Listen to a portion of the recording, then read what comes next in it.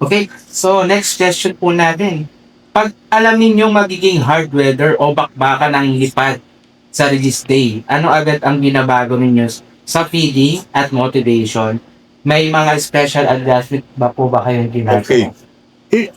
First, paano mong i-adjust yung pagkain? Welcome to Pigeon Talk One-on-One, topic with conditioning, preparation, and system. Pigeon Talk with Jaime Lim and Aaron Claudio. Pigeon Talk One-on-One, powered by Delomi Probiotics, Bear Sale, Wingmaster, Bona Mix, Royalties, Victory, Gasty Pro, Burlington, Mikusin, Haggis. Mga ka-hobbyist sa mundo ng pigeon racing. Ngayong araw ay kasama natin ang isa sa mga kinikilalang haligi ng tagumpay sa Philippine Homing Association.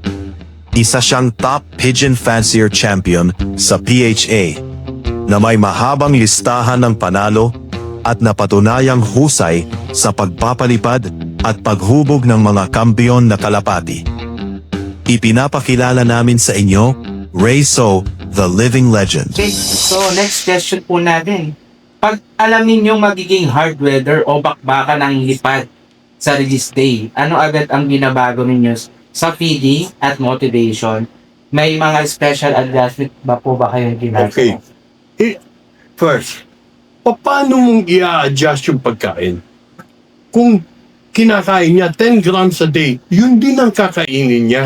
Opo. No? Bibigyan mo siya ng masarap, dagdagin mo para may baon siya. Hindi mo magagawa, hindi naman siya kakain eh. Opo. Di ba? Yes. Ngayon, hindi ka mukha sa Europe. Ang laban nila, let's say, 500 kilometer. The straight 500 kilometer will be a good weather. Yes. Dito sa atin, ang racing point, maganda, labas. Yes. Di ba? But on the middle, kung middle of the race, masama ang panahon, at tamahanatan na dyan. Di ba? So, mahirap eh. Hindi siya kakain eh. Opo. Mostly nga po, ganun po ang nangyayari pagka may nararamdaman or ano. Ayun. Hindi siya kakain. I don't know how the fancier, no? Baka meron silang sikreto doon. Do you change your feeds habang No. lumalayo? Hindi. Isa lang? Iisa na. Wala ka nang dinagdagdag. Hindi, wala na akong dinadagdag. Ayaw ko magdagdag. Ayaw ko na mag-adjust. I tried it so many times, no? Dadagdagin ko, gagawin ko. Hindi nagwo-work eh. Okay. 1 month before the racing season, yan ang pagkain ko. Straight, yan na. Hanggang tatapusin ko siya. Okay. No? Hindi ko Ang ginagamit ko po ba, plier or breeders for Flyer mix. plier mix po? Yeah. So, meron po kayong talagang Yes. mix po ng plier. Oo. Ikaw na mismo Ako nag-mix na. oh. And I heard meron kang feeds na ilalabas ngayon. Yes, Yeah. hopefully, sana tangkilikin ng mga kalapatids. Of Grains course, yun, yeah. Grains. Ah, Isang racing mix, isang breeding mix, at isang pellet na everything included. Calcium, phosphorus, mineral, ilalagay ko lahat. Wow. So, talagang aabangan what's the natin. brand? Ha? Anong brand mo? Para malakas na sa market. RS. Oo, RS. RS, okay. So, ayan. So, hintayin natin yan na lumabas. Kailan lalabas, Ray? Siguro middle of February. Pero yung pellet, uunahan ko kasi breeding season eh. Yes, opo. No? Kailangan. Kasi tinry ko. Okay. I put nucleotides. Nucleotides para sa resistant ng ibon. I put probiotic.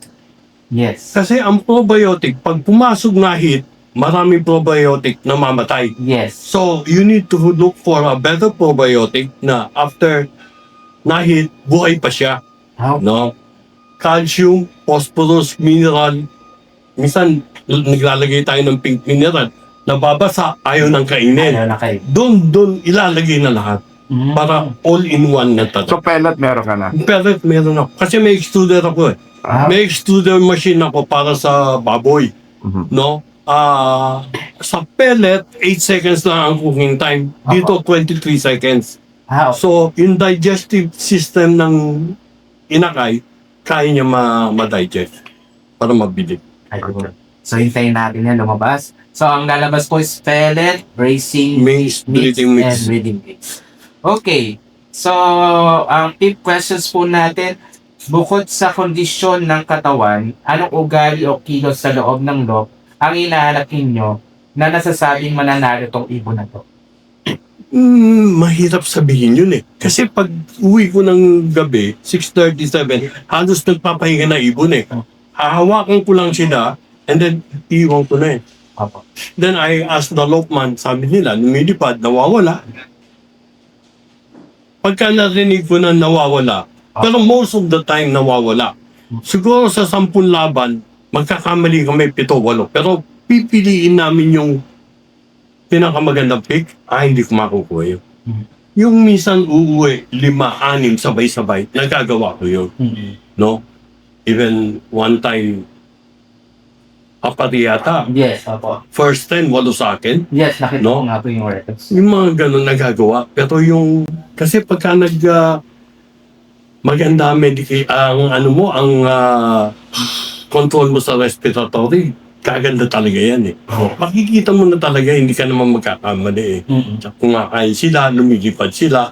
Kahit na huwag ka mag-training, huwag ka sumama mag-training, wala na yun. Kasi baka ma-stress po yun, saka baka mahuli pa yan eh. Yes. Doon na sa bahay na lang, sigurado pa. So, hindi na po kayo naglimitos pagka... Nagmimigtos ako. Lalo na pagka Thursday na tamad-tamad, magmimigtos ako. Paano ka pumili sa pooling? At based sa mga kapatid niya nananalo? Yung mga kulang na yung mga overall, yung unang laban hanggang sa dulo, yung mga genetically talagang mga winner ko na yan. Winning line. Oo. Pero yung kamo sa lap, isa-isa, mahirap yun. Talaga, tsamba-tsamba yun. Opo. No? Pwera lang kung konti ang ibon mo, madaling huliin. Yes. Pag marami ibon mo, mahirapan ka. Pero pagkadating po sa mga pooling or sa mga may mga criteria po ba kayo nahanap sa ibon?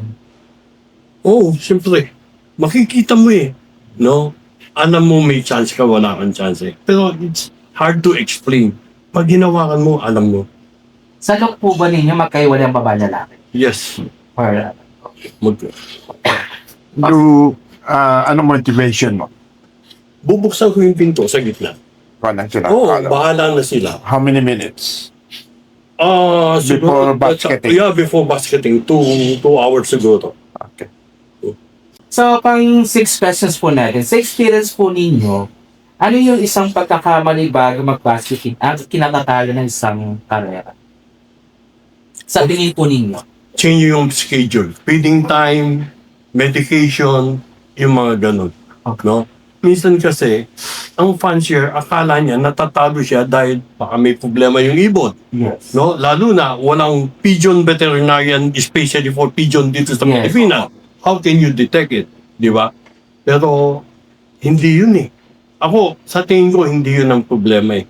Kasi pag umabot na tayo ng racing season, totoo, pagdating sa truck, halo-halo na sila. May sakit, walang sakit, no? Hindi pa ako umabot ng ganun talagang kabigat ang problema. Inaabot ko yung unang paramikso. Yung Yes. namamatay na sila sa truck. Opo. Doon talaga. Yung akin, hindi tinataban, pero pagdating ng kalbayog, sabi Pag ko, wait, puro green na lang yun na tayo. lang, oo. Lahat tayo. Lahat tayo, no? Sabi mo, mamamatay sa truck, 10 ibon. So, talagang matindi na. Sa tingin niyo po ba ang pagkakamali ng mga fanciers sa ngayon? Pagka-loading, masyadong magamot? Ang dami nilang supplement. Alam mo kasi, Yeah. dati walang gamot. Yeah. Nagsimula, naglabas ng gamot para sa sabong. Opo. Maraming nagtatry eh. No? Gusto ganito, gusto ganun. Tsaka yung price money. Yes.